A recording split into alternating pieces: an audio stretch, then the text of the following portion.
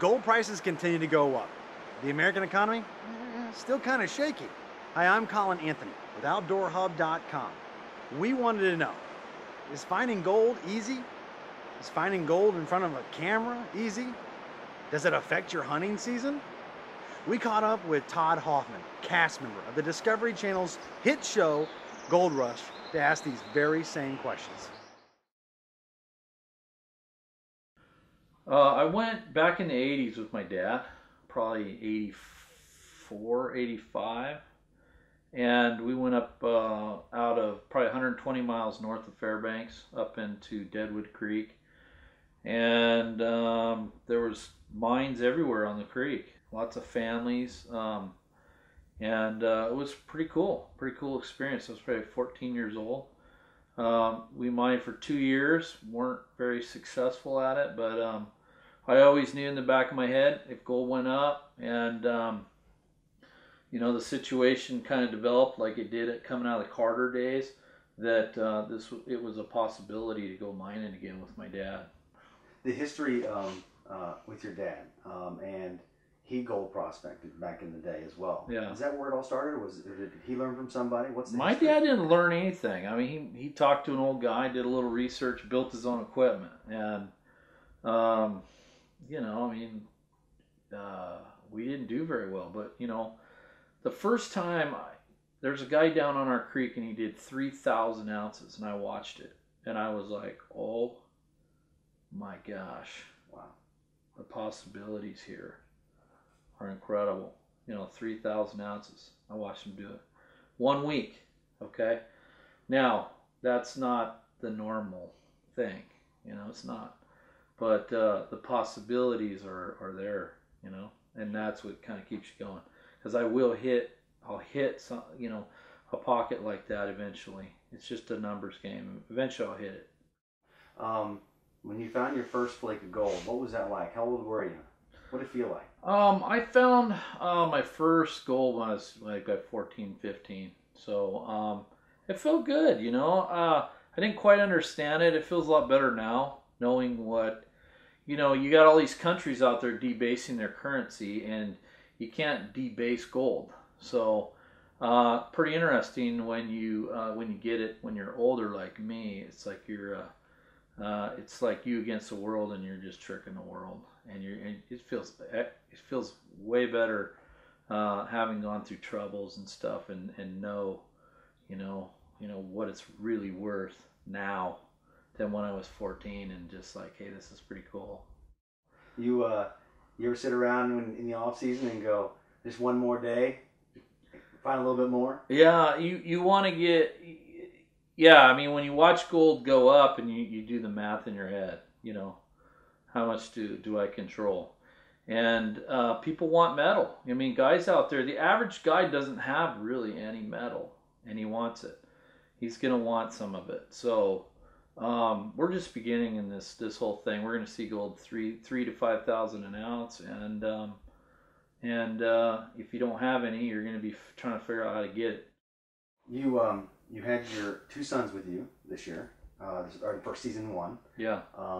And was that a good thing? You know what? It's incredible having your kids with you. They learn about being around men, and then I'll talk to them after the situation and say, hey man, you saw that situation. What do you think? What do you think? You think I did okay in that? Or you know what? Or you say, hey, you know what? I wished I would have done this. I really screwed up on that. Sure. So they're looking and they're watching. And you say, hey, you know, yeah, my dad handled that real good, or my dad could have handled that better. And it's okay. You can learn from your mistakes. You can teach from your mistakes. You have to teach your children through your good points and your bad, so that they can visualize and make their decisions. But my children are going to be super prepared for the world. So sure, no problemo.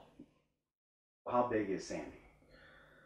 Sandy's about 10,000 So total. is pumping gas any different now than what it was? You know, yeah, you know, guys see and stuff, and you know what?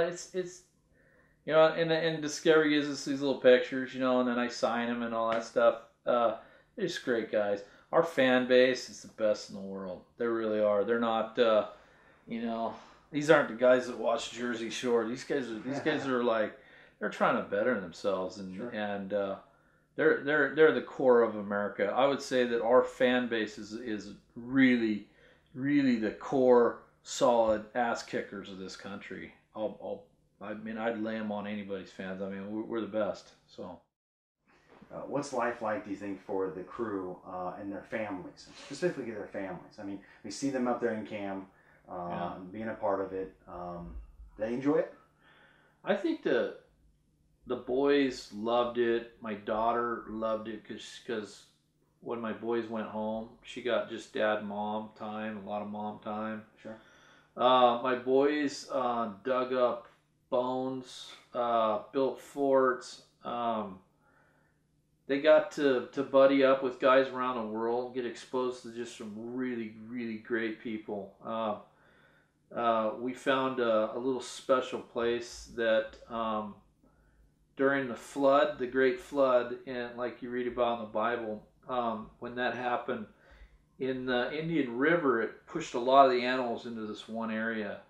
And so I have found this little area, and you go in there, and I can dig prehistoric bones out of the walls. Wow. So I would take my boys into the secret place, and we would go with our picks and stuff, and we'd pick out, like I'd find a mammoth toe or a this or that, and wow. Yeah. So I mean, how many kids get to do that with their dad, So sure. So little things like that you get to experience that, it's once in a lifetime type thing. So to my kids, it's awesome having your family there under the right conditions. Sure. Yeah. How is your outlook on life, and obviously talking a little bit about the money and about our country, changed today as opposed to where it was when this whole thing started? Has it changed? It hasn't. I mean, I want to know, is the American dream still available for everybody? And to be honest with you, It's still tough. It's still tough. You get a lot of feedback from fans? Dude, I got Todd. Yeah, I got this fan page, Todd from Gold Rush, Alaska. You can go on there, Facebook, hit me up. I'm in there talking with you. I've given pretty good access to people. I got a lot of haters out there, but my guys stick up for me, and they also, they've exposed a lot of these guys. Where do you see yourself in 5 years? TV, no TV, but where do you see yourself in 5? I'm 8 pounds down. I'm started at 300 pounds. I'm at 292. So I've lost 8 pounds in the last week and a half. Good for you. So I'd like to see myself at 230 pounds, maybe 240. There you go. A lot of people don't know I played, as a point guard in college. So I know I kind of wobble around and stuff, but dude, if I could probably run you down in the first 100 feet. So I'd like to see myself in better shape. I'd like to see myself, happily married, and just being a better husband and a better father. I'd like to have a very, very successful gold mine with about 10 employees. Consistently pulling a lot of metal out of the ground, and I'd like to see our country have less regulations and have the general atmosphere of my countrymen of like more joy, because right now it's like we're walking around we're all scared. There's this feeling of fear, and to be honest with you, that ain't from God. And so we need to weed out the cancer in our country that's killing us. Otherwise, United States of America as we know it will not be, the same, if even around. So we got to take the bull by the horns, everybody. We really do. I just enjoy it, and my kids love it. So. My little boy shot a blacktail with his bow. Yeah, what was that like for you? With my son? Yeah. Pretty neat. Neat experience. Yeah, it was neat. Getting these little guys into hunting and just outdoor stuff is pretty cool. Bear Grylls is on the Discovery Network, so I'm trying to get a meeting with him and my boys, but it's kind of hard because he's everywhere. You know, he's out of London, but it's been pretty cool. You know, they've got to meet, you know, and do a lot of neat stuff. I'm hoping to get us a hunt over in New Zealand. Yeah, stag. Yeah, do a stag hunt. There's a little local guy here named Sunspot Safari, and he came over.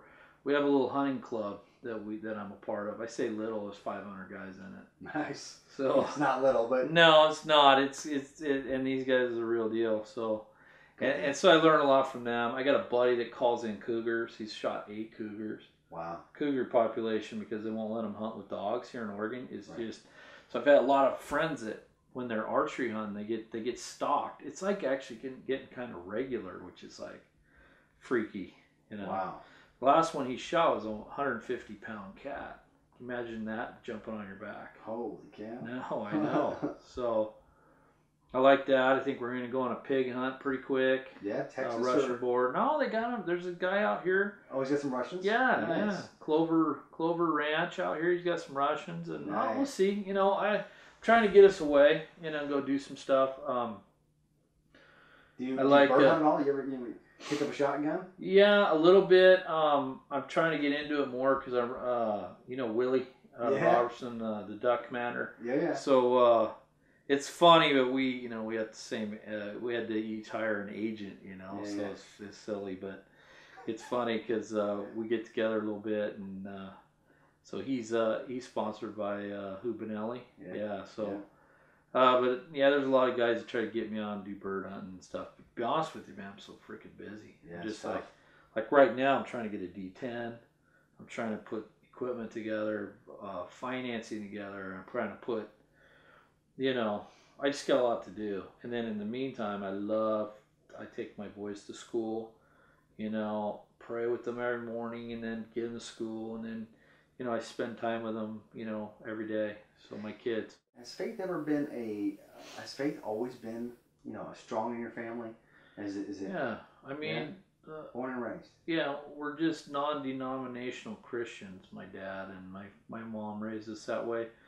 There comes a time though in your life where your faith, a young man of faith, has to become your own. You know, it's not your parents anymore, and so you go through that phase, and man, I serve Jesus Christ, and you know what? Am I perfect? No. You don't want to look at me as an example. You want to look towards Jesus, you know.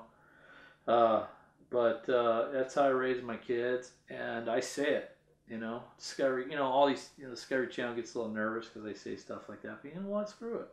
I'm not ashamed of the gospel, and I'm not ashamed to talk about it.